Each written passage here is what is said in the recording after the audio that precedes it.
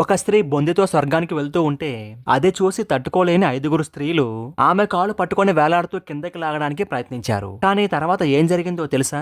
ఒక మారుమూల గ్రామానికి చెందిన చాకలి స్త్రీకి 5గురు కోడళ్ళు ఉండేవారు. ఆ 5గురు కోడళ్లలో చిన్న కోడలి పేరు పోలమ్మ.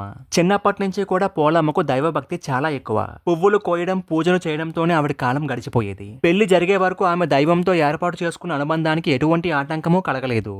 కానీ పెళ్లైన తరువాత ఆమె ఆనందానికి గండిపడింది. పువ్వులు కోయడం, పూజలు చేయడమే కాదు, అసలు గుడికి వెళ్ళడానికి కూడా వీలు లేకుండా పోయింది. అందుకు కారణం ఆమె అత్తగారే. సాధారణంగా ఇంటి కోడలికి దైవభక్తి ఎక్కువగా ఉంటే ఎవరైనా మెచ్చుకుంటారు. కానీ పోలి విషయంలో అది తారుమారైంది. పోలమ్మ అత్తకు తను మహాభక్తురాలిని అనే గర్వం ఎక్కువ.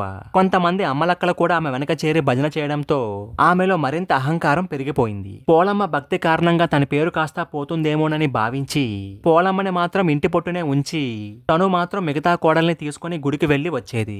ఈ నేపథ్యంలో ఒక కార్తీక అమావాస్య రోజున పోలమ్మకి ఇంటి పనులు పురమాయించి ఆమెకు పూజా సామాగ్రి అందుబాటులో లేకుండా చేసి మిగతా కోడలితో అత్తగారు నదీ స్నానానికి వెళ్లిపోయింది. అయితే పోలమ్మ ఏమాత్రం బాధపడకుండా బావి దగ్గరే స్నానం చేసి పత్తి చెట్టు నుంచి పత్తి తీసి ఒత్తులు చేసింది. చల్ల కవ్వానికి ఉన్న వెన్నను తీసి దాంతో దీపాన్ని వెలిగించి దైవానికి నమస్కరించింది. పోలి భక్తికి మెచ్చిన దైవం ఆమె కోసం పుష్పక విమానాన్ని పంపించింది. ఊరి జనమంతా చూస్తూ ఉండగానే పోలమ్మ విమానాన్ని ఎక్కింది.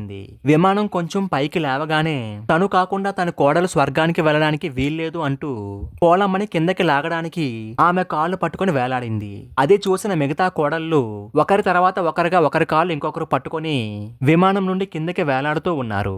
అది చూసిన దేవతలు పోలితో వారికి పోలిక లేదంటూ విమానం నుండి కిందకి పడదోశారు. పోలమ్మ మాత్రం బొందితో స్వర్గానికి వెళ్లిపోయింది. అప్పటి నుంచి ప్రతి ఏడాది అశ్వయుజ అమావాస్య మొదలు కార్తీక అమావాస్య వరకు ప్రతినిత్యం బ్రహ్మ ముహూర్తంలో నిద్రలేచి నదీ స్నానాన్ని చేసి దీపాన్ని వెలిగించి పోలి కథను చెప్పుకొని తలపై అక్షింతలు వేసుకుని భక్తితో నిర్మలమైన జీవితాన్ని గడిపితే మరణించాక ముక్తి లభిస్తుందని ప్రగాఢ నమ్మకం. స్త్రీలు అత్యంత భక్తి శ్రద్ధలతో జరుపుకునే నోముల్లో పోలి స్వర్గం నోము కూడా ఒకటి. పురాతన కాలం నుంచి తన ఉనికిని కాపాడుకుంటూ వస్తున్న ఈ నోము ఈ ఆధునిక తరం స్త్రీలను కూడా ఎంతగానో ప్రభావితం చేస్తోంది. మరి మీరేమంటారు? అవునంటారా? కాదంటారా? మీ అభిప్రాయాన్ని కామెంట్లో తెలియజేయండి.